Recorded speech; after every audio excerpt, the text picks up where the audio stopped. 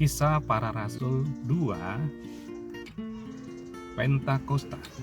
Dan yang pertama, ketika tiba hari Pentakosta, semua orang percaya berkumpul di satu tempat.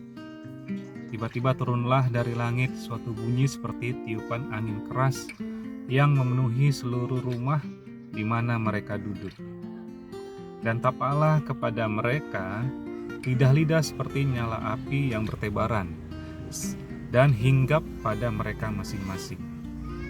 Maka penuhlah mereka dengan Roh Kudus, lalu mereka mulai berkata-kata dalam bahasa lain seperti yang diberikan oleh Roh itu kepada mereka untuk mengatakannya.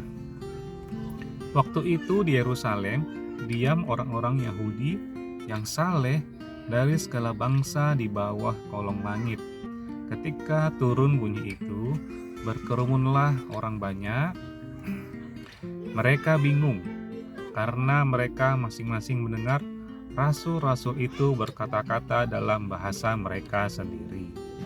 Mereka semua tercengang-cengang dan heran, lalu berkata, "Bukankah mereka semua yang berkata-kata itu orang Galilea? Bagaimana mungkin kita masing-masing mendengar mereka berkata-kata dalam bahasa kita sendiri, yaitu bahasa yang kita pakai di negeri asal kita? Kita orang Partia, Media, Elam, penduduk Mesopotamia, Yudea, Kapadokia, Pontus dan Asia, Frigia dan Pamfilia, Mesir dan daerah-daerah Libya yang berdekatan dengan Kirene, pendatang-pendatang dari Roma. Baik orang Yahudi maupun penganut agama Yahudi, orang Kreta dan orang Arab, kita mendengar mereka berkata-kata dalam bahasa kita sendiri tentang perbuatan-perbuatan besar yang dilakukan Allah. Mereka semuanya tercengang-cengang dan sangat termangu-mangu sambil berkata, seorang kepada yang lain, "Apakah artinya ini?" Tetapi orang lain menyindir, mereka sedang mabuk oleh anggur manis. Ayat yang ke-14, khotbah Petrus. Maka bangkitlah Petrus sendiri dengan ke-11 rasul itu, dan dengan suara nyaring ia berkata kepada mereka, "Hai kamu orang Yahudi dan kamu semua yang tinggal di Yerusalem, ketahuilah dan camkanlah perkataanku ini. Orang-orang ini tidak mabuk seperti yang kamu sangka.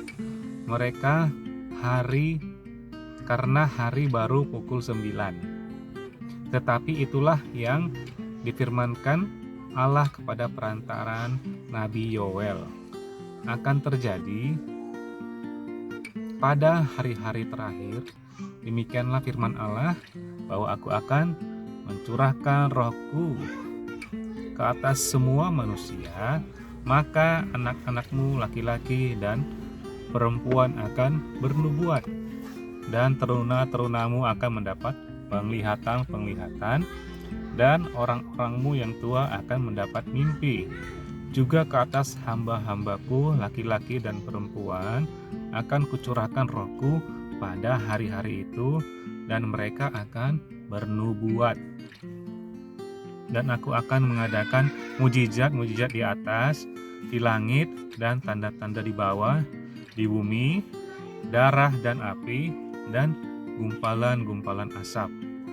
Matahari akan berubah menjadi gelap gulita, dan bulan menjadi darah, sebelum datangnya hari Tuhan, hari yang besar dan mulia itu.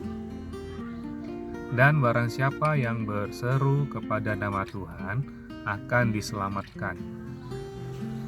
Hai orang-orang Israel, dengarkanlah perkataan ini. Yang aku maksudkan ialah Yesus dari Nazaret, seorang yang telah ditentukan Allah dan yang dinyatakan kepadamu dengan kekuatan dan mujizat-mujizat dan tanda-tanda yang dilakukan oleh Allah dengan perantaraan Dia di tengah-tengah kamu, seperti yang kamu tahu. Dia yang diserahkan Allah menurut maksud dan rencananya telah kamu salibkan dan kamu bunuh oleh tangan bangsa-bangsa durhaka. Tetapi Allah membangkitkan dia dengan melepaskan dia dari sengsara maut, karena tidak mungkin ia tetap berada dalam kuasa maut itu. Sebab Daud berkata tentang dia, "Aku senantiasa memandang kepada Tuhan, karena ia berdiri di sebelah kananku, aku tidak goyah. Sebab itu hatiku bersuka cita dan jiwaku bersorak-sorai, bahkan tubuhku akan diam dengan tenteram. Sebab Engkau tidak menyerahkan aku kepada dunia orang mati, dan tidak membiarkan orang kudusmu melihat kebinasaan. Engkau memberitahukan kepadaku jalan kehidupan, Engkau akan melimpahi aku dengan sukacita di hadapanmu." Saudara-saudara, aku boleh berkata-kata dengan terus terang kepadamu tentang Daud, bapa bangsa kita. Ia telah mati dan dikubur, dan kuburannya masih ada pada kita sampai hari ini. Tetapi ia adalah seorang nabi, dan ia tahu bahwa Allah telah berjanji kepadanya dengan mengangkat sumpah bahwa ia akan menundukkan seorang dari keturunan Daud sendiri di atas tahtanya. Karena itu ia telah melihat ke depan dan telah berbicara tentang kebangkitan Mesias, ketika ia mengatakan bahwa dia tidak ditinggalkan di dalam dunia orang mati, dan bahwa dagingnya tidak mengalami kebinasaan. Yesus inilah yang dibangkitkan Allah, dan tentang hal itu kami semua adalah saksi. Dan sesudah ia ditinggikan oleh tangan kanan Allah dan menerima Roh Kudus yang dijanjikan itu, maka dicurahkannya apa yang kamu lihat dan dengar di sini. Sebab bukan Daud yang naik ke surga, malahan Daud sendiri berkata, "Tuhan telah berfirman kepada Tuanku, duduklah di sebelah kananku sampai kubuat musuh-musuhmu menjadi tumpuan kakimu."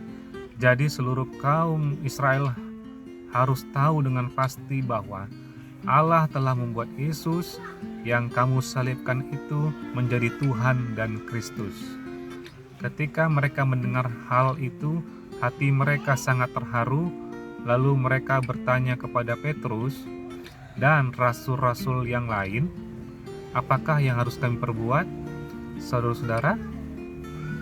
Jawab Petrus kepada mereka, "Bertobatlah, dan hendaklah kamu masing-masing memberi dirimu dibaptis dalam nama Yesus Kristus untuk pengampunan dosamu, maka kamu akan menerima karunia Roh Kudus. Sebab bagi kamulah janji itu, dan bagi anak-anakmu, dan bagi orang yang masih jauh, yaitu sebanyak yang akan dipanggil oleh Tuhan Allah kita."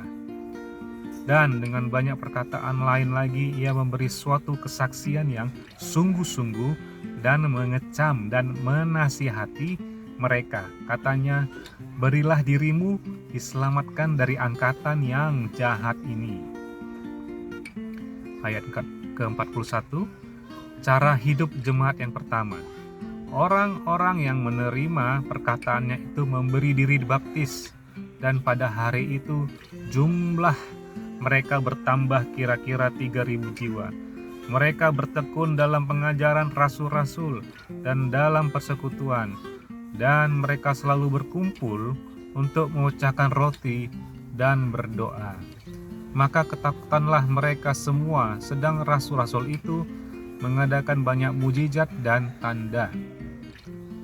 Dan semua orang yang telah menjadi percaya tetap bersatu, dan segala kepunyaan mereka adalah kepunyaan bersama.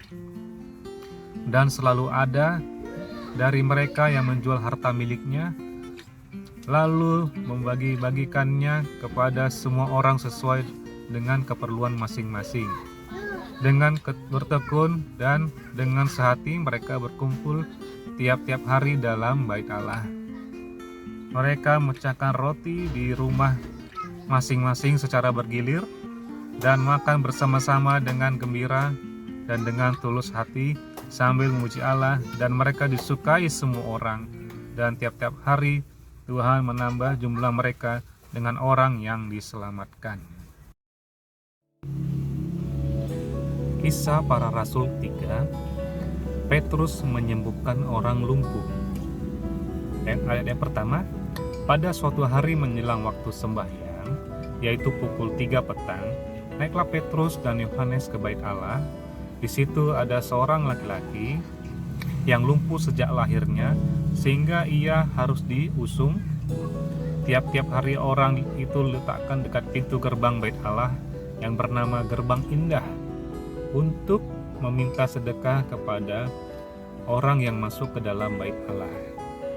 Ketika orang itu melihat bahwa Petrus dan Yohanes hendak masuk ke bait Allah, ia meminta sedekah.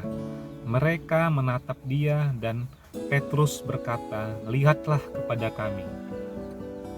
Lalu orang itu menatap mereka dengan harapan akan mendapat sesuatu dari mereka. Tetapi Petrus berkata, "Emas dan perak tidak ada padaku, tetapi apa yang kupunyai kuberikan kepadamu. Demi nama Yesus Kristus orang Nazaret itu, berjalanlah." Lalu ia memegang tangan kanan orang itu dan bantu dia berdiri. Seketika itu juga kuatlah kaki dan mata kaki orang itu. Ia melonjak berdiri, lalu berjalan kian kemari dan mengikuti mereka ke dalam bait Allah, berjalan dan melompat-lompat serta memuji Allah. Seluruh rakyat itu melihat dia berjalan sambil memuji Allah. Lalu mereka mengenal dia sebagai orang yang biasanya duduk meminta sedekah di gerbang indah bait Allah, sehingga mereka takjub dan tercengang tentang apa yang telah terjadi padanya. Ayat yang ke-11, khotbah Petrus di Serambi Salomo. Karena orang itu tetap mengikuti Petrus dan Yohanes, maka seluruh orang banyak yang sangat keheranan itu datang mengerumuni mereka di Serambi yang disebut Serambi Salomo. Petrus melihat orang banyak itu lalu berkata, "Hai orang Israel, mengapa kamu heran tentang kejadian itu, dan mengapa kamu menatap kami seolah-olah kami membuat orang ini berjalan karena kuasa atau kesalehan kami sendiri? Allah Abraham, Ishak, dan Yakub, Allah nenek moyang kita telah memuliakan hambanya, yaitu Yesus, yang kamu serahkan dan tolak di depan Pilatus, walaupun Pilatus berpendapat bahwa ia harus dilepaskan. Tetapi kamu telah menolak yang kudus dan benar, serta menghendaki seorang pembunuh sebagai hadiahmu. Demikianlah ia, pemimpin kepada hidup, telah kamu bunuh, tetapi Allah telah membangkitkan dia dari antara orang mati, dan tentang hal itu kami adalah saksi. Dan karena kepercayaan dalam nama Yesus, maka nama itu telah menguatkan orang yang kamu lihat dan kamu kenal ini, dan kepercayaan itu telah memberi kesembuhan kepada orang ini di depan kamu semua. Hai saudara-saudara, aku tahu bahwa kamu telah berbuat demikian karena ketidaktahuan, maka seperti semua pemimpin kamu. Tetapi dengan jalan demikian, Allah telah menggenapi apa yang telah difirmankannya dahulu dengan perantaraan nabi-nabinya, yaitu bahwa Mesias yang diutusnya harus menderita. Karena itu, sadarlah dan bertobatlah supaya dosamu dihapuskan, agar Tuhan mendatangkan waktu pelegaan dan mengutus Yesus yang dari semula diuntukkan bagimu sebagai Kristus. Kristus itu harus tinggal di surga sampai waktu pemulihan segala sesuatu, seperti yang difirmankan Allah dengan perantaran nabi-nabinya yang kudus di zaman dahulu.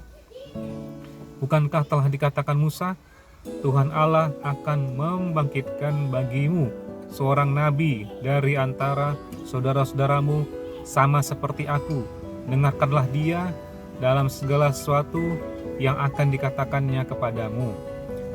Dan akan terjadi bahwa semua orang yang tidak mendengarkan nabi itu akan dibasmi dari umat kita.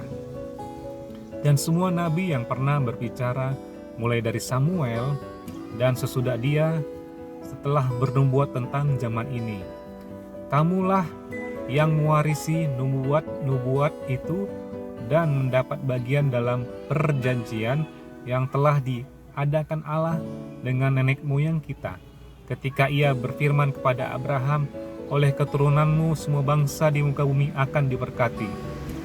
Dan bagi kamulah pertama-tama Allah membangkitkan hambanya dan mengutusnya kepada kamu, supaya ia memberkati kamu dengan memimpin kamu masing-masing kembali dari segala kejahatanmu.